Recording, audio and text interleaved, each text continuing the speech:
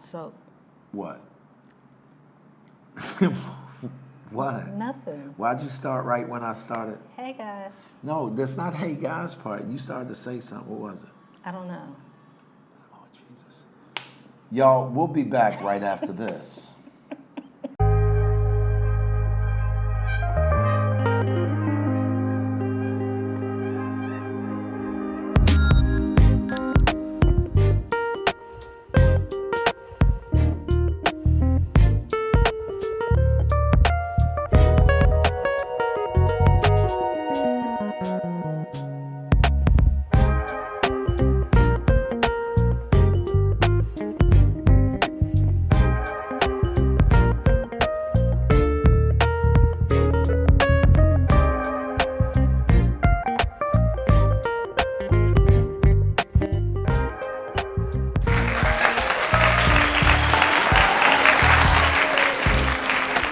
Welcome back, everybody. If you're new to the channel, I'm Glenn P. Brooks, Jr., author, speaker, and relationship coach. And sitting right here next to me is the lovely light-skinned Cherie A. Brooks Jr. You're going to have to give more volume on Cherie A. Brooks Jr., author, speaker, and relationship coach. You don't have to yell, babe. Oh, okay. Dang. Cherie A. Brooks Jr., author, speaker, and relationship coach. Anyway, Cherie, we are counting down to 25 years in a row. And my wife is a mess. So for those of y'all that don't know us, when I first met my wife 25 years ago, she didn't hardly speak.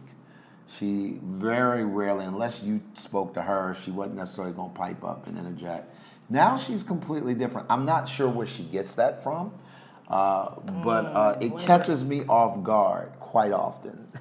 So at any rate, babe, this week we're really gonna, and this is actually gonna be sort of a series, I guess, is what we're gonna probably term this. So we'll stop this at some point. We're not gonna change our clothes. We'll come right back because we're just gonna pick up and where we leave off, because what we're talking about today, we already know going in, will be a part of a series of conversations. And the title of today's show is what? Well, first you want to tell them what the series is about. Well, okay. So we're approaching our 25th wedding anniversary, and so we've been doing some reflection and over the past 25 years. And so these next couple of episodes, we're going to be talking about some of the things that over this period of reflection, as we're going into 25 years, what are some things that we realized, some discoveries, some lessons learned, introspective thoughts. How can what we went through help you?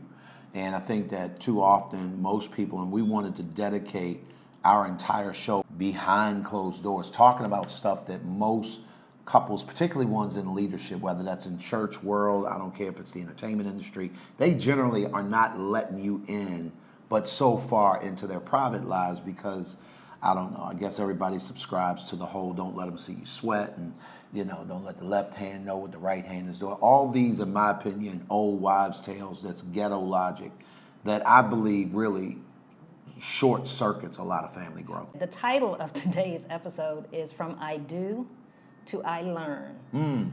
Say that again. From I do to I learn. Ooh. And so one thing that I realized, and for those of you that have been following, this is my third marriage. So I've said I do 3 times. Yeah, because she had to figure it out. 3 times is a charm. I'm just saying. My bad. Yeah. So I realized that there were lessons that could have been learned in the first 2 that could have led to success in those relationships, but I didn't learn it in real time. I learned those lessons later on. But also when we got married, there were things that I guess I had started becoming aware of, but I hadn't really learned the lesson. And so I learned those lessons over the past 25 years in our relationship. And I think that these are things that have definitely helped us to be able to have a successful relationship, to overcome the challenges that we faced in our relationship. But I wanted to talk about a couple of those things that I know for me were mistakes that we made and that I was able to learn from in particular. And so for me, number one. Right. Number one. My number one mistake was not being able to communicate effectively, having poor communication. So we talk about communication a lot. Right. So what makes what you're talking about now different than things we've shared before? I realized that my inability to communicate, it wasn't just my learning how to communicate in a way that you can understand me. I realized for me, there was something inside of me that I did not like confrontation. Okay. And I saw having a conversation as confrontation. Ooh. And so I would hold things in. Yep. I would hold things back and not communicate how I was really feeling. Now, Yep. I would say, Glenn would ask me, you okay? I'm like, yeah, I'm okay. I'm okay. But really, I wasn't. Mm-hmm. And so when I'm talking about poor communication in this particular instance, it's not being able to communicate how I really felt, not communicating when I was bothered or upset or So disappointed give me an about example of something. what that looks like. So I would come in from work or whatever the case may be, and you would be visibly upset to me, and I would say something like, hey, how you doing? How was your day? You would say something like, I'm okay. And so I had learned to go along to get along. ooh. And that's a major mistake in marriage, because what happens is that festers and grows to a place of resentment.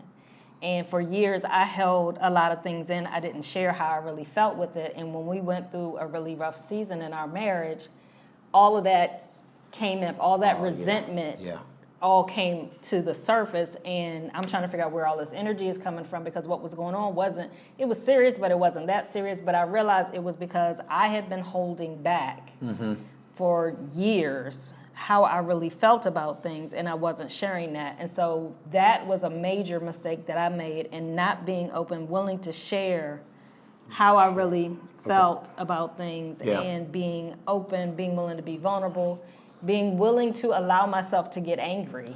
Let's talk about that for a quick second, because I know, and if you are a person that generally finds themselves sort of shutting down whenever somebody asks, how are you doing, how you feeling, you will err on the side of saying fine when things are not fine.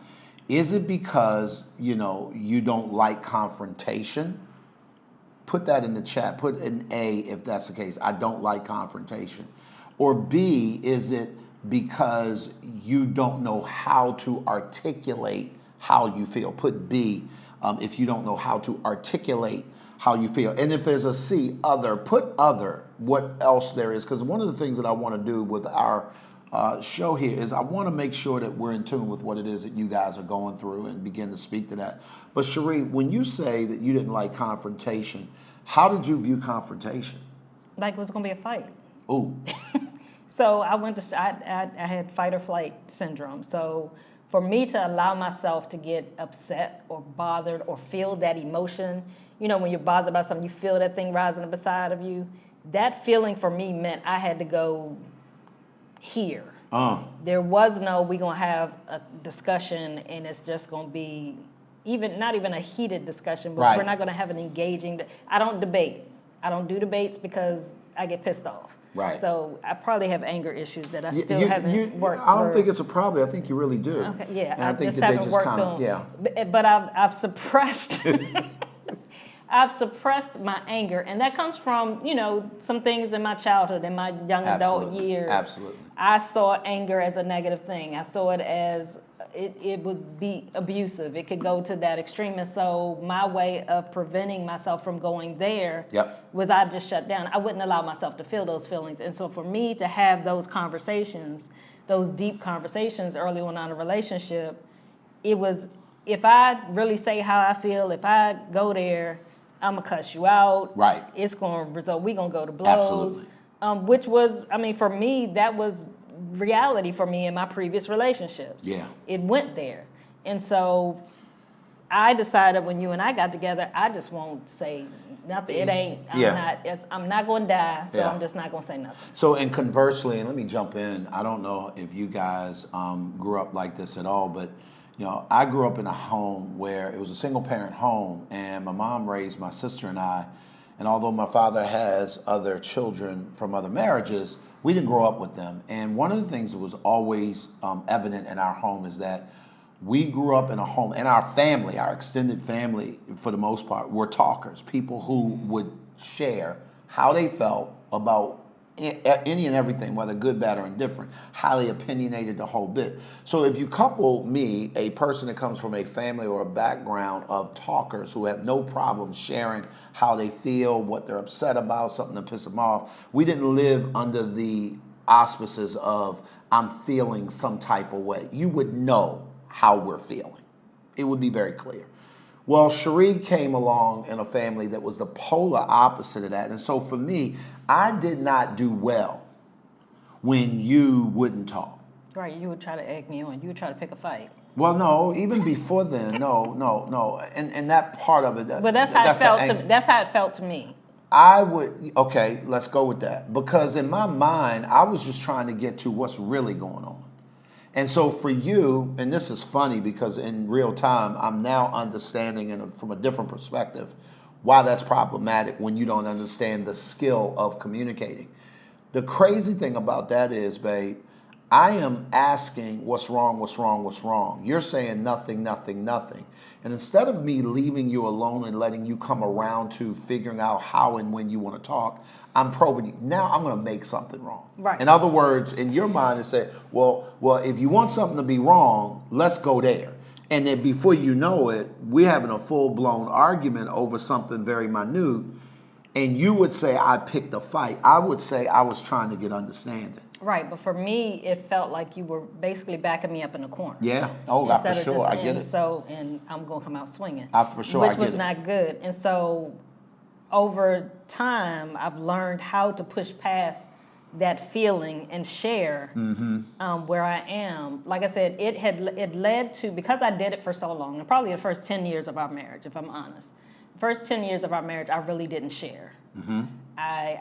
It was really surface. I didn't. It got better after year 5, and from my perspective, you started growing. I could see measurable growth in you trying to figure that out after year 5-ish or so. Okay. But I would agree that it didn't come. You didn't break through that. Right, until after year 10. So probably around year 10, around the time where you discovered your voice. Right. Like I said, it's because I did not share. It led to a place of regret. Okay. And so I was bitter. I was resentful. I would get an attitude about any and everything. I would shut down very easily. I started to lose a level of respect for you because there were things that had been going on, things that I didn't agree with, things that I didn't like, and I never talked about it. So I was treating you, I was levying you a tariff on things that you never knew, on taxes that you never knew existed. You got to slow down and you got to say that again, because I think that is so many people's problems. I hear you saying that I was paying a cost for something I didn't know cost. Right. Right. Wow. And so I was treating you, I had this list of things, of offenses that you were not aware of because I never shared it. Got it. And when I got frustrated, you got the weight of all of that coupled with the fact you didn't put addition to C. And you like, fellas, listen, fellas, listen to me very, very clearly. One of the things, and I talk about this in our men's community all the time, one of the things that I am very, very well aware of, particularly where your wife is concerned or your significant other, particularly if you're in a long-term dating relationship, you've been knowing each other a while. And one of the things that you will do and I will do is we will take things that are said on the surface as the whole story. And you respond to what's said in the moment or said on surface. And I can almost promise you in many regards, what she's saying is just an outpouring of how she's feeling. And if I did not work on arresting my mouth, my judgment, my ego, because it got bruised often, and say, no, I hear what you're saying, but that's coming from a different place. This is not, because it didn't match. So you would give me energy over a dish that did not match. It's like, and then I would say something really stupid, like, it's just a dish. Well, that's bad, because at this point now, you've tipped the scales of the avalanche, and now it all comes rushing in. See, that's what I'm talking about. You'll never, you have no regard for me. You don't respect me, da da da da. Right. And it goes down this rabbit hole. And fellas, what we do is we get confused, and we start chasing rabbits at this particular point. So I just want to encourage you, if you would slow down, brothers, and dial in to, well, let's dial this back a little bit. What's really going on? Yeah, and it's not just, from the wife to the male. There are men that operate the same way too. Absolutely. And For one sure. thing that I've learned and that I try to, encourage people is that, when a person is snippy or got an attitude, in most cases, it's something going on with them. Yeah. And so even though he may not have put the dish in the sink, there was something going on with me because I was holding on to things. I had not resolved some issues that I should have sought resolutions for. So that was my issue. I can't blame him for, it's like they say when you have a dog, if your dog pees on the floor and you've been gone for 8 hours, you come home and you're going to spank. The dog don't remember what the heck they did. Right. Because they've been playing, they've been doing everything else since they peed on the carpet. Right. You come home 8 hours later and you're going to punish them, put their nose in the pee, and they're like, where'd this come from? Right. What the heck is that? Right. Who peed on the floor? Right. They don't remember they did it. Right. And so when you levy a penalty against your spouse about something that you never shared, right, you're basically doing the same thing. And so that's my issue because I'm holding on to something that I never shared. And so to encourage you all is that, like I said, this was a major mistake. And it like I said, at 10 years into our marriage, it kind of exploded. Yeah. Things started exploding. Yeah. I had because I had been holding things in, it affected my mental health. It affected my physical health. It was not good. I had to learn to find my voice. I had to learn to speak up and share how I was really feeling in the moment. Yeah. Now, when I say in the moment, it doesn't mean in the heat of the moment. Right. Something could happen. If I realize it's a heated situation, I might wait, but I'm going to come back and revisit that in the next day or so because I can't let it lie for a week, a month, or whatever. And actually, the lag time has gotten much shorter. It's now usually within an hour or so. I'll come back and say something. But you have to be able to find that courage to be able to speak up and share when you're hurt, when you're disappointed, and for the person hearing that this is where you have to remember that this is an incident. And when someone is sharing with you that they're disappointed or they're hurt by something that you may have done, you have to be careful in your wording. I'm not saying you're a horrible person. I don't like what you did. Right. I'm not saying I don't like you. Right. And that's where the skill set of communication comes in because you learn how to communicate those things. But you have to, in the beginning, you're going to say it wrong. Right, absolutely. And you got to grace each other because you got to get in the practice of sharing. Absolutely. And I know we got a couple of things that we want to share. From I do to I learn. Oftentimes when we say I do, it's in a place where we have not learned some things yet. Think about it for a second. Cherie and I kind of feel like we cheated a little bit when we got married because we had the prior experiences of previous marriages, good, bad, and indifferent, right? But I would dare say on our first marriages, we had a bunch of I didn't know at the altar of I do. I don't know, therefore I do. Right. Think about that for a second. Right. So what we're trying to do is help give you some insight from years of screwing this up, like royally. And having divorces to prove it and show the receipts for when you messed up. But I want to encourage you, there's a way to fix that. If you look at the description and below, there's a bunch of tools and strategies. We run a coaching community. There's a bunch of things with authors that we can use to give you some help and some tools. Because I can hear somebody saying, well, how do I fix that? How do I fix that? Check out the descriptions below. There are a ton of things that we offer that can help you with that depending on where you are. I want to quickly kind of dovetail into number two because we got several things. We're going to come back at a part 2 of this show and probably unpack the rest. But I at least want to go ahead because I think it ties into some of what you're talking about. So when you talk about poor communication and just the sort of your association with what communicating meant. I always tell people that you don't have a money problem, you have a relationship problem with money. Right. Right? You don't have a husband or wife problem, you have a relationship with your husband or wife issue. Right. And if I can fix how I think about that, I can change some things. For me, that there's no place better to explain that than this next major lesson that I learned, and that was neglecting quality time. So one of the things that I learned really quickly later on after I got married to Cherie, and that was quality time was an actual love language. It's how people express love. So I'll give you a quick example. Most children's love language is quality time, probably, and gifts. I'll give you, prove it to you. When you ask them how was their day after school, they tend to like the teacher that spends quality time. That pays attention to them. That pay attention to them, right? They tend to think the teacher that gives snacks or that gives rewards, that's my favorite teacher, right? Well, earlier on in our relationship, I had no clue that quality time was a thing. And so for me, I was always the quantity guy. In other words, I would give you quantity over quality in a minute. In other words, we could go out all day long, but I would be doing 50 things while we're out. And my argument would be, well, I'm here though.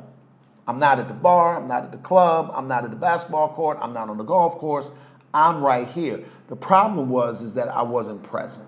I want to talk to you guys just a little bit about, when I talk about neglecting time, it's failing to spend enough meaningful time together. I didn't know that that's how you felt loved. Right. I didn't know that you equated me spending meaningful time with you, said to you, he really cares about me. He really loves me. So earlier on, I didn't realize that I was also choking that love out of you, or I was, suffocating you, if you will, by not spending time. And I think the biggest lesson that I learned is stop judging how people love. And start embracing, well, first start researching and finding that out. For me, quality time is not how I love. Right. It's not how I necessarily want to be loved. Listen, I'm not really interested in sitting all day, every day at a park and we just sitting there. Right. Like, that's not fun to me. Now, if we spent the entire day running all over town and we were together, that's love to me because we're going to generally do a bunch of things. So we're different in that regard, and I learned a major lesson in that respect. Right, and I think that whether quality time is your love language or not, to have a successful relationship, you have to spend time together. 100%. And you have even to if spend, that's not your love language. Right, you have to spend quality time together, whether that's your love language or not. Now, it means a little more to that individual if that is their love language, but in order to nurture your relationship, facts, you have to spend quality time together. Oh, that's so true. You can't be two ships passing in the night for 25 years and expect to have a solid relationship. You will have maybe a solid partnership. Yep. You may have a solid agreement, a contract. Yep. But you won't have a solid relationship. It takes you spending time together to get to know each other. And I think what happens is couples, oftentimes, you go through the dating phase, you court each other, you get to know each other, then you get married and you think, okay, we know each other, we good. Right. No. Not enough. That's not how it works. Nope. Because you both change and evolve over time. I am not the same person I was 25 years ago. Please underscore that. And if he did not take the time to study me, if he didn't take the time to observe me, to spend time with me and see how my tastes have changed in certain areas, how my likes have changed, how I've grown in certain areas, we would not have the level of intimacy that we have in our relationship today because we would not be as close as we are. And I think that it amazes me that you will, and here I go again, share bodily fluids with this person, right? But you don't really know them. That part. You're married to them. You guys knew each other when y'all got married. Y'all courted. Y'all got to know each other. But then you you really got married, and then you both have grown, and you can't even tell me what your spouse's favorite color is. Right. And let me just jump in really quickly because I know for some may say, well, is how significant is that? It's not that I know her favorite color. It's that I pay attention enough to know. Mm-hmm. So, for example, years ago, I never will forget a situation where it was around Valentine's Day, and we were living with a family member. Mm-hmm. I'll just put it that way. Yeah. I don't want to hurt nobody's feelings. I ain't hurt nobody's feelings. We were living with a family member. We've lived with several family members over the years, or they've lived with us. So. Right. and they probably will never hear this video just because we know how they roll. It's okay. The point I'm making is that the person thought, because it's Valentine's Day, hey, did you get your wife some flowers? Now, this family member is her family member, not mine. It's mine by marriage. And I said, get my wife some flowers, but your family member, I love how you're. Or do you know They don't like flowers. that they don't like flowers at all? Nah, all women like flowers. That was the rebuttal. Really? You've known this person all your life, and you know this person to like flowers? No, all women like flowers. Of course they do. My point is this. You clearly don't know a person that you've known all your life. Right. Why am I submitting that? Because if I don't know you, it's almost impossible for me to be intimate with you. That's good. And I think that the intimacy part of this quality time, so if I think about quality time, one of the biggest benefits of quality time is intimacy. So, give you a newsflash. Cherie and I are closer to 60 now than we were when we were closer to 30 when we got married. Now, 25 years later, we're closer to 60. What I can tell you is that physically, being closer to 60 has its issues. You don't feel physically amorous like you did in your 30s. No. It's not there. You think maybe we should be doing something. Ain't nobody here. That's a kind of a great movie, and I kind of got triggered here or there, or maybe I just, you rubbed up against me the right way. But it's not that stuff don't work. Your mind ain't there but for a hot second, right? So let me paint this picture.